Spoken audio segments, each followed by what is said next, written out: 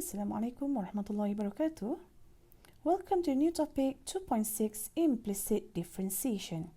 So up until now we have done explicit differentiation where we can separate our y variable with x variable. For example, this question here, y is equal to, in bracket, x plus 2 to the power of 4, 3 minus 2x to the power of 3. So this is explicit because we can separate the y and also x variable.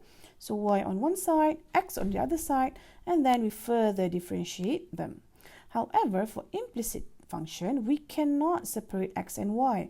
For example, for your left-hand side, okay, this is just multiplied y, so you can factorize them out. However, you can see from your right-hand side, the y is the angle for your tangent squared, so we cannot separate them. So in this case, you cannot differentiate as usual. We need to use implicit differentiation. Now let's see example here, xy equal to 1. Okay, since x and y is a little bit mixed up, but don't get confused, this is explicit function because you can still separate x and y. Y is just 1 over x. And then this is x to the power of -1. So this is just a power rule, so you can differentiate as usual. Bring down the power reduced by 1. Okay, so this is not implicit differentiation yet. Now let us see example 1. This is implicit differentiation, okay, because let's see the question here. X cubed plus y cubed minus 7y equal to 3. So you cannot factorize y out, so you need to use implicit differentiation. Now let's see the method to do implicit differentiation. The first step, we need to put d over dx on both sides. We need to differentiate both sides.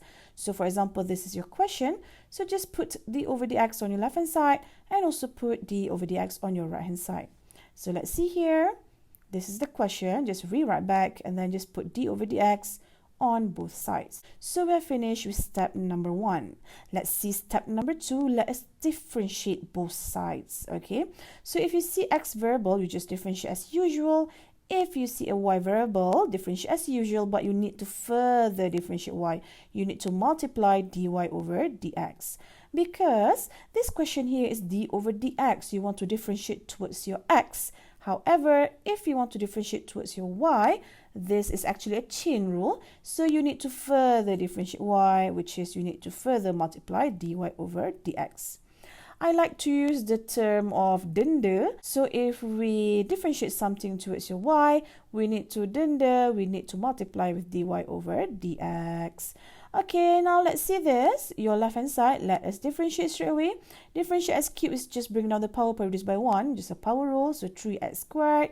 So differentiate y cubed, so this is differentiate something towards your y variable. So let's differentiate as usual. This is power rule, bring down the power, 3. Power reduced by 1, so y squared.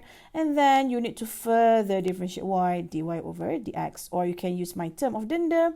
So we need to dende because you have multiplied something with y. So just multiply with dy over dx. So now let's proceed with the third term, minus 7y. So let's differentiate this. This is just minus 7. But you need to further differentiate y, dy over dx.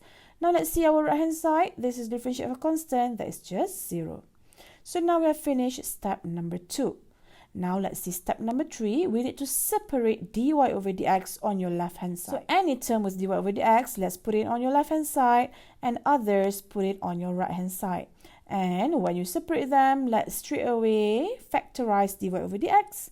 So let's see again this question. You have two terms with dy over dx. So let's keep it on your left hand side. And for the other term, let's put it on our right hand side. So now let's factorize d over dx. You are left with 3y squared minus 7. And your right hand side is just minus 3x squared. And then finally, your fourth step is just to find dy over dx. Let's just put dy over dx on your left hand side. So this term here that you have factorized, you need to divide it on the right hand side. So let's do this. D over dx is just minus 3x squared. And then further divide with this function here. Therefore, this is your final answer.